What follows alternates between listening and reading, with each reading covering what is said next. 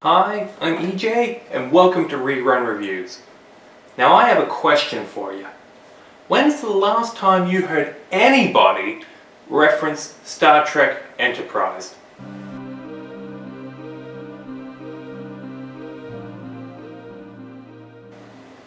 Star Trek is one of those shows that's become ingrained into the popular consciousness, and every time you hear someone talk about it, it's usually about the William Shatner version or the Next Generation with Captain Picard, and even Deep Space Nine gets the occasional shout out about how terrible everyone thinks it was.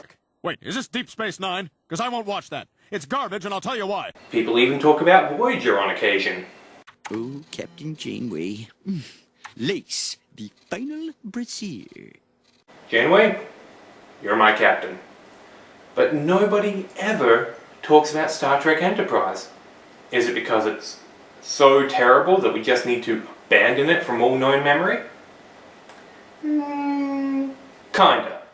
Set in the mid-22nd century, Enterprise follows the adventures of the very first Enterprise crew. The crew of the Enterprise included Captain Jonathan Archer, Chief Engineer Trip Tucker, Vulcan Science Officer T'Pol, Chief Security Officer Malcolm Reed, Travis Mayweather the helmsman, Dr. Phlox, and Hoshi Sato. Although most of those characters you could be forgiven for wondering if they were even part of the main cast to begin with. The show focused primarily on Captain Archer, Trip Tucker, and T'Pol.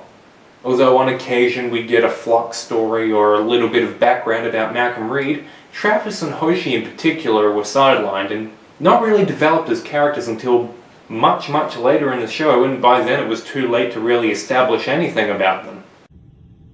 Well, I have a black belt and Aikido. Hoshi's a black belt, huh?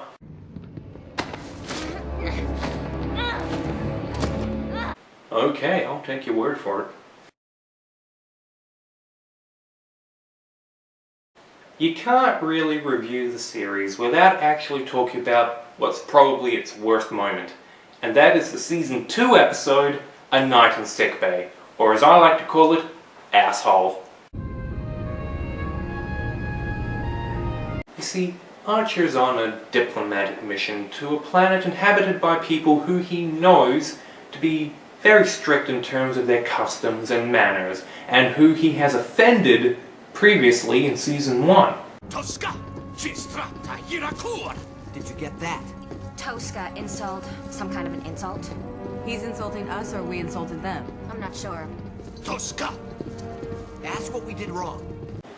So in Season 2, what has he learned? What does he do? He takes his fucking dog down. I'm not even kidding, he takes his dog down with him. On a sensitive diplomatic mission. Yeah, okay. This can't go wrong. Do you recall the stand of trees outside the Hall of Diplomacy? Spoiler alert, the dog pisses on one of their sacred trees. Nobody saw that coming? And they come back to the ship and discover that Porthos has unfortunately been infected with a pathogen that was just floating around on the planet. And Archer thinks it's everybody's fault but his. You shouldn't have brought your dog on a diplomatic mission, especially considering we had previously offended the catastrophe. Yes, thank you. We even sent his genetic specs. They could have asked us to leave him behind. They didn't. Porthos has the right to a little fresh air. For crying out loud, Archer, you are a starship captain. Here's an idea. Take a shuttle pod down to an isolated Class M planet and throw a fucking frisbee around for 20 minutes like you did in Season 1!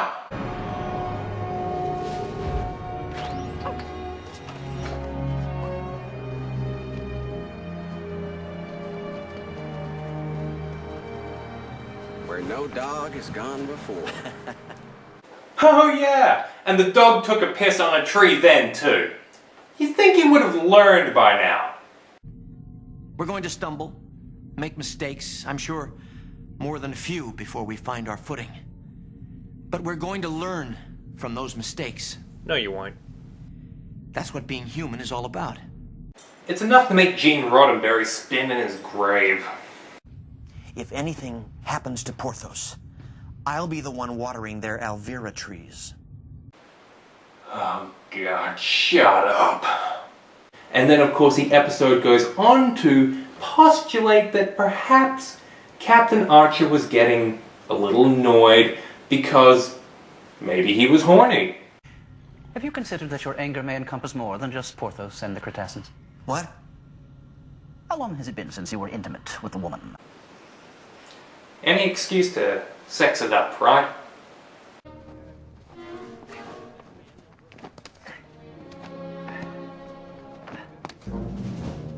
And that's another feature of the show that some people objected to.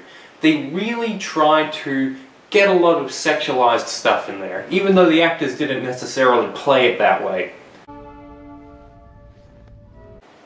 Well, most of the time. Like, for example, the decon chamber, when if they come back from a mission, they have to go in there with the nice blue lighting and rub goo all over each other. They kind of stopped that after they had to do it on Phlox too. I could use your assistance. I wonder why. But that's not to say that Enterprise didn't get better and they didn't make Captain Archer a better character, in spite of that crappy episode. Could there be anything more objectionable than a night in sickbay? Oh God, it's that theme song, isn't it?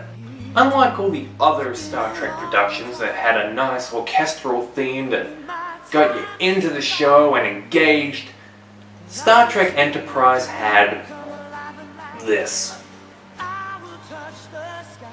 Hey, look at that. Roddenberry did a flip. The theme was originally attached to the movie Patch Adams, but was repurposed for this, and it shows. It does not suit the show. It has nothing to do with anything that's really going on. Like, it's funny just to watch the credits, then have it transition into the actual show, and they're beating the crap out of a guy who they suspect is being a terrorist. The opening credit sequence itself, really great to watch. It's fantastic. It shows humanity's progression from sailing ships through to the spacecraft that we have now. And beyond, of course. It doesn't work. And it's not good to listen to on its own merits either. Like, you turn the TV on mute and you watch the opening sequence. But the thing that good science fiction does is it holds up parallels to our own lives, and if we're lucky, we at least start to think about issues differently, if not learning a moral lesson from them. And that's what Enterprise did here. It reflected things that were happening in the world so that we could think about the things that we were doing and how we were acting, and how we wanted to be perceived by others. The third season, for example, was characterized by one long story arc which took the Enterprise into the Delphic Expanse to track down terrorists who had attacked Earth and killed 7 million people, and were planning on initiating a new wave of destruction eventually once their massive superweapon was built. Sound like any kind of recent event you might know of? That's right, in post-9/11 America, the media was anxious to exploit this new wave of nationalism that had swept across the country. Like in Spider-Man, where they shoved American flags behind them all the time, or in Sabrina the Teenage Witch, where they dressed her up in flags. Enterprise was best when it was doing what all good prequels do. Filling the blanks of how the universe got to where it is in the incarnations of Star Trek that we actually know.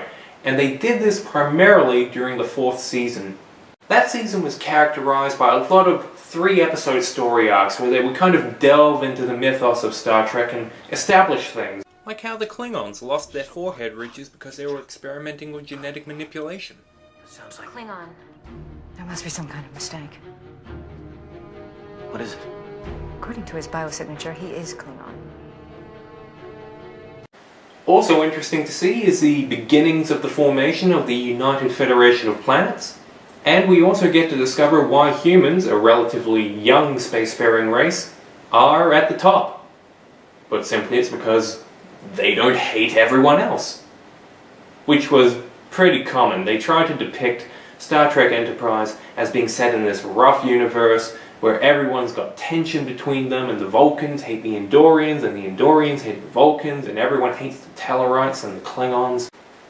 But humanity brings everybody together in the end because we're just that awesome. I'd rather cohabit with Klingon Targs than join forces with Tellarites. Your personal mating preference is no concern of mine. There's one thing humans seem to do better than any species we've met. When we're faced with a common threat, we put our differences aside and try to cooperate. Yeah, we're kind of great like that. In a nutshell, Star Trek Enterprise was a flawed show. But what Star Trek show wasn't? They all have their little niggling bits that are questionable or annoying, like Wesley Crusher or Commander Chakotay not having anything to do for about 3 or 4 years. But Star Trek Enterprise, aside from about the first half of Season 2 and 1 or 2 episodes in Season 1, was consistently good. What Enterprise did well, it did really well. Having these action-packed stories full of allegories to things that are going on today and filling in the gaps about all the stuff that we want to know about in terms of the Star Trek universe, it was a good show. One of the creators of Enterprise, Brannon Braga, once said that Star Trek is kind of like Disney in terms of people have a certain expectation for it when they go in and watch it, about the quality of the show and about the quality of the stories in particular. And Enterprise, I think, definitely lives up to that standard if you're willing to give it a chance. It's a good show, you should check it out. That's all for now. I'm EJ and this has been another Rerun Review.